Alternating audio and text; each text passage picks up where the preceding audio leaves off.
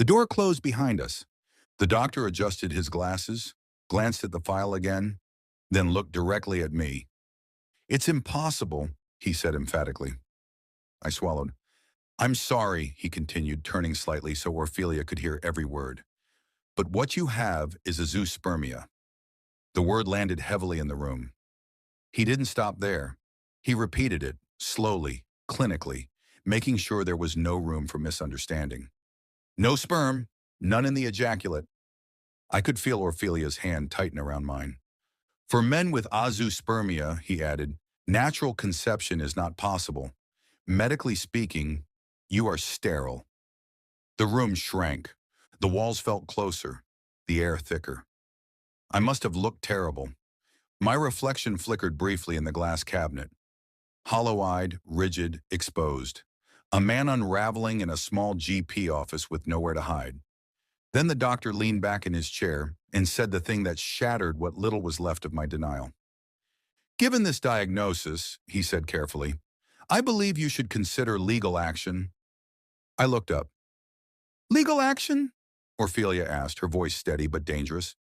The doctor nodded once. "Fraud," he said. "Because if what you've been told is true, then biologically—" He stopped short. He didn't need to finish. The truth had already arrived. This wasn't just karma anymore. This was proof.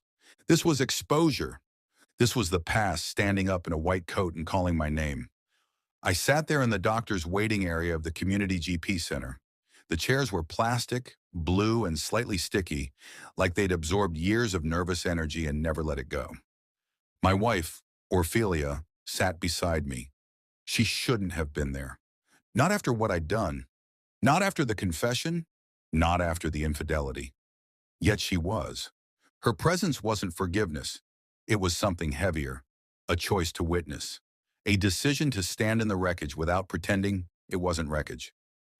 "I know my apology note last night didn't change anything," I'd said earlier, my voice barely holding together. "But thank you for forgiving me."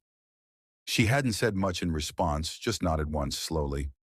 Forgiveness, I was learning, doesn't always come with warmth. Sometimes it comes with silence and a long memory. This is my karma, and this is just the beginning of my story. Please like, share, and subscribe to help us grow our YouTube channel. You can't possibly know that it's mine. The words left my mouth colder than I intended, sharpened by certainty rather than denial. She blinked, once, then smiled, small, confident, almost pitying.